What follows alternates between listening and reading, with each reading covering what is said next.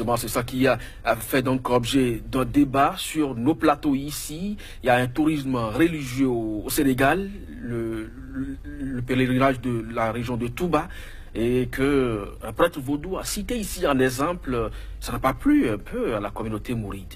Oui, vous savez, ce qui a été galvaudé, c'est le lien qui est fait entre le vaudou et la religion musulmane. Non seulement le vaudou et la religion musulmane, mais non, le vaudou et le mouridisme. Autrement dit, le vaudou est Cheikh Ahmadou Bamba. Donc cela a un peu irrité parce que nous comprenons, nous tolérons un peu celui qui était sur le plateau, puisque c'est la méconnaissance, il ne connaît pas. Donc il faut clarifier cela. Puisque, excusez-moi, quand on parle de tourisme religieux à Touba, c'est une erreur fondamentale d'appréciation. Pourquoi? C'est un tourisme, on ne peut pas l'appeler tourisme religieux. C'est un pèlerinage. Le pèlerinage ne peut pas être un tourisme religieux. Le pèlerinage, c'est la foi qui vous amène. Ce n'est pas le plaisir qui vous amène ou c'est la découverte qui vous amène. Non, c'est la foi, la croyance. Et le mouridisme, ça veut dire le postulat. Celui qui postule. Le mouridisme, c'est, n'est-ce pas, la méthode qui vous permet de chercher à être un avec Dieu. Donc c'est la recherche de l'illumination. Donc un mouride, c'est un talibé, c'est un adepte qui cherche que la volonté divine, la volonté de Dieu. Donc le fondateur de ce mouridisme qui s'appelle Cheikh Ahmadou Bamba, il a eu le grade de s'appeler lui-même Khadim Rasoul. Khadim Rasoul, ça veut dire il est le serviteur du prophète Mohammed en termes diplomatiques. Mais en termes terre à terre, ça veut dire il est le boy du prophète Mohammed. Donc un serviteur. Donc ça veut dire que lui, il n'a rien inventé. Il n'a fait que perpétuer, propager l'islam dans les instructions du Coran et les enseignements du prophète Mohammed. Point. Alors c'est un écrivain, c'est un poète. Selon vous, il doit toutes ces réussites-là à quoi? Vous savez, il a très tôt cherché de l'illumination. Si vous voyez Touba, il s'est installé partout au Sénégal, dans cette partie-là, parce qu'il se cachait, les gens voulaient le dénigrer. C'est un soufi qui cherche l'illumination, qui cherche à être un avec Dieu, qui a abandonné le monde matériel, qui dit, moi c'est Dieu que je veux chercher. Alors, on le suivait partout, c'est ce qui lui a valu d'ailleurs, n'est-ce pas, cette jalousie, parce que soit sa popularité, il drainait le monde. C'est ce qui a amené son arrestation et sa déportation. Le colonisateur a vu son pouvoir menacé. Il dit, il faut que je l'amène ailleurs. Mais c'est la vision du colonisateur. Mais Cheikh Ahmadou Bamba lui-même a demandé à Dieu de lui permettre d'être dans des conditions de pouvoir s'adonner à lui. Parce que dans sa déportation, il a été isolé d'une manière ou d'une autre. Très bien, il a été isolé d'ailleurs. Et c'est pourquoi c'est un fin écrivain, un spiritualiste, mais un poète, parce qu'il a beaucoup écrit. Dans ses écrits, tous ces passages sont mentionnés, où il est passé en Guinée, en Conakry, à Grand Bassam, en Côte d'Ivoire, ici au Dahomey. Et d'ailleurs, il a dit dans ses écrits, c'est au Dahomey que Dieu lui a donné la mission d'être le serviteur du prophète Mohammed. Cela s'est accompli. Est-ce que vous pensez que dans sa déportation donc, au Dahomey, il a écrit ce passage, par exemple, il a eu des contacts avec des chefs traditionnels? Non. Au Dahomey, vous savez, là où il se trouvait, c'était la place Bayol. Vous savez, l'actuelle Assemblée nationale du Bénin. C'était le palais du gouverneur. Donc il était entre le palais du gouverneur et la place Bayol, l'actuelle place Bayol, où il se recueillait tout le temps.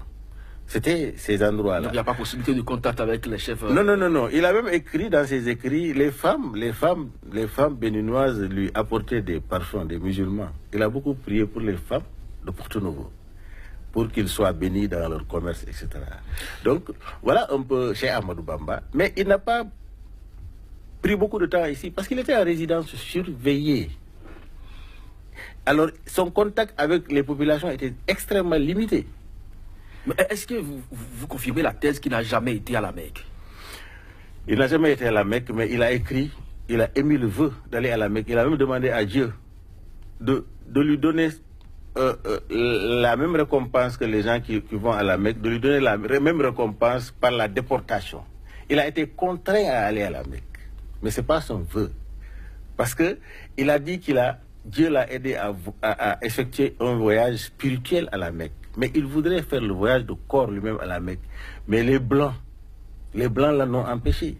Il a été à la résidence surveillée jusqu'à qu'il a rendu son âme. Alors, le Magal de Touba aujourd'hui, ça draine combien de pèlerins? Parce que vous estimez que c'est la foi qui amène donc les fidèles sur les lieux, même si au-delà de la foi, il y a quand même que des affaires commerciales se mènent sur place. Oui.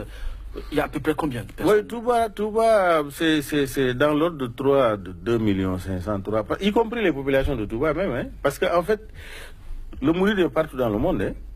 Il y a des gens qui viennent...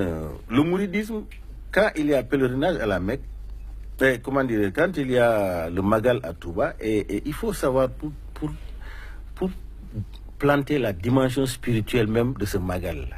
Le Magal-là, ce n'est pas le retour de Cheikh Ahmadou Bamba qu'on est en train de célébrer. Il a demandé qu'on célèbre son arrestation et sa déportation. C'est la date de sa déportation que nous célébrons. C'est parce qu'à travers cette déportation qu'il a atteint l'illumination. D'ailleurs, la preuve en est que quand il est revenu, il a dit qu'il a pardonné aux Blancs de l'avoir déporté. Mais ses adeptes lui ont dit, mais pourquoi? Il dit, c'est grâce aux Blancs que j'ai pu atteindre l'illumination. Donc, Cheikh Ahmadou Bamba a vendu ce qu'on appelle la non-violence. L'islam pur et dur. L'islam est une religion de paix. Et par Cheikh Ahmadou Bamba, d'ailleurs, c'est un modèle de l'islam que le prophète Mohammed a enseigné, n'est-ce pas? C'est exactement Cheikh Ahmadou Bamba a enseigné, c'est exactement les autres confréries, que ce soit Tijaniya, Khadriya, il n'y a aucune différence. Ils ont tous le Coran, les préceptes du prophète Mohammed et les 5 piliers de l'islam. C'est tout. Mais aujourd'hui, même si on ne fait pas forcément le lien, il y a quand même un roi du Bénin qui est déporté, qui n'est pas rentré, un peu comme Cheikh Ahmadou Bamba. Notre invité en a fait également la comparaison, il s'agit du roi Béanzin, et pense aujourd'hui que juste l'évocation de ce nom, par exemple, peut permettre, peut créer quand même du tourisme. Est-ce que vous pensez que c'est la même chose? Non, vous savez, le roi Béanzin était un roi. C'est pas un spiritualiste, c'est pas Mais il y a quand même des pouvoirs. Non, d'accord, les pouvoirs mystiques sont différents de la spiritualité. D'accord. Tout le monde peut avoir un pouvoir mystique, c'est un don de Dieu, ça. Mais la recherche de l'illumination et être un avec Dieu, ça, c'est des efforts incommensurables. On peut être, par exemple, Soundiata Keita de l'Empire du Mali. Il a un pouvoir spirituel. Soumaoro Kanté, il y en a plein. Mais en tant que panafricaniste, vous pensez que l'évocation du nom du roi Béanzin peut donner quand même du tourisme au Bénin? Non, bien sûr. Parce que c'est lié à l'histoire, c'est lié à la colonisation. D'accord. Ça peut, si c'est bien organisé, si vraiment l'État a mis les moyens, la communication qu'il faut autour, ça peut drainer des touristes qui viendront pour découvrir, surtout la diaspora africaine. Alors, Lamine Cissé, romancier, auteur de romans, double roman, Les effets des causes cachées, qu'est-ce que vous avez encore à dire à la communauté mouride aujourd'hui, puisque vous êtes sur ce plateau, pour clarifier un peu ces contradictions que nous avons soulevées au cours de cette émission? Je voudrais tout simplement leur dire que le prophète Mohammed, au moment où il a été martyrisé par certaines personnes qui ne le connaissaient pas, Dieu lui a demandé, qu'est-ce que vous voulez que je fasse de ces gens-là? Il dit, je voudrais qu'ils me connaissent. Donc nous sommes dans la dynamique de faire mieux connaître le mouridisme, que le mouridisme n'est pas différent de l'islam. Tout musulman est mouride.